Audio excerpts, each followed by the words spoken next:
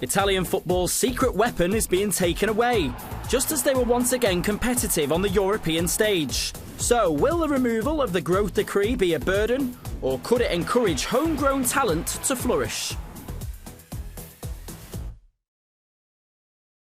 Hello there and welcome to Football Now from Doha. Back in the 90s and the noughties, some of the best football players in the world used to call Italy their home. But just as other leagues began to dwarf Serie A financially, the government passed a piece of legislation that has become a secret superpower for the domestic league in recent times. Now though, 4 years later, it is being scrapped. So what is the growth decree and what impact has it had on Italian football? The Decreto Crescita, or Growth Decree in English, was a legislation passed in 2019 to boost the stuttering Italian economy. With the country suffering from a brain drain in all industries, not just football, the bill offered a 50% tax discount for anyone earning inside the highest income brackets. They needed to have been a resident outside of Italy for the previous 2 years and commit to working in the country for a further minimum of 2 years to qualify. So it comes to the footballing benefits of the growth decree, that they're kind of massive.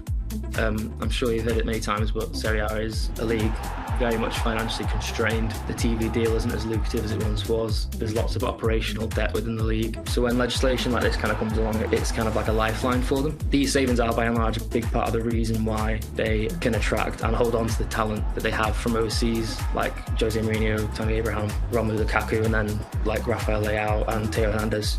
There's already been quite a large effect on Roma, specifically. Up until the end of last year, it seemed like Jose was probably ambling towards a new contract, and I know results kind of did turn and it's Jose Mourinho at the end of the day, but I suspect the ending of the growth decree and the money that will now cost them and missing Champions League football probably just kind of tips Jose's financial demands into the red for them. Don't think they could really justify signing a new contract without the benefits of the decree. So at this point you may be wondering, why is the bill not being extended? Well, not everybody agreed with the concept in the first place.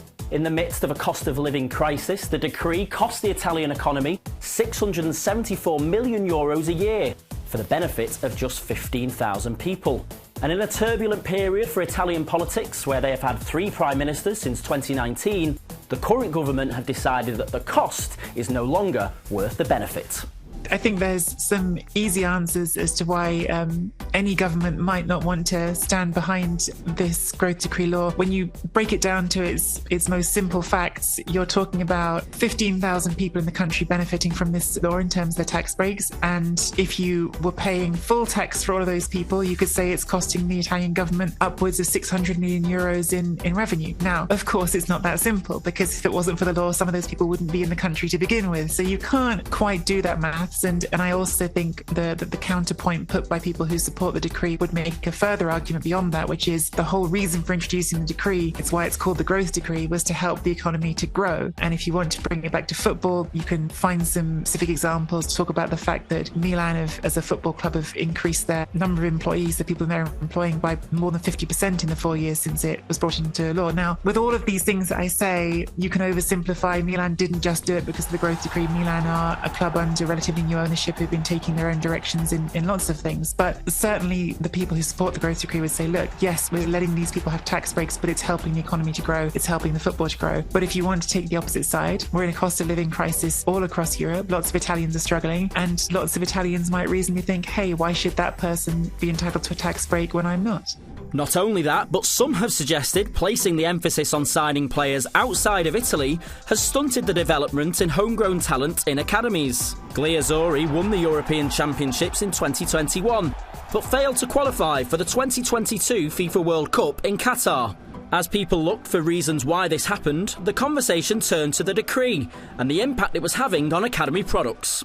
I think that the fact that Decreto Crescita is not valid anymore, it's not alive anymore, means some chances for young footballers to come out easily. Let's face what a medium club of Serie A can do. Let's look at Monza. Monza has money, but not so much. And we can look at their team. There are many Italian players. This is Monza, but we can speak about Sassuolo, and it's the same.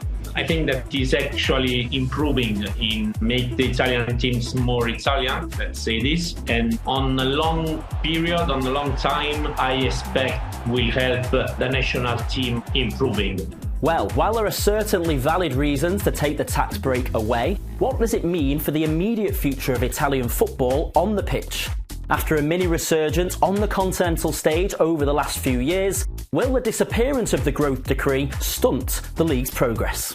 I think that, as in all parts of football, the impact will be felt least by the richest. The richest clubs will still be the ones that can find the way to make things happen, and the clubs that have Champions League revenue will still be the ones with the greatest leeway to try and make deals. There will be fewer headline signings from abroad, so you're going to see some of those transfers drop off.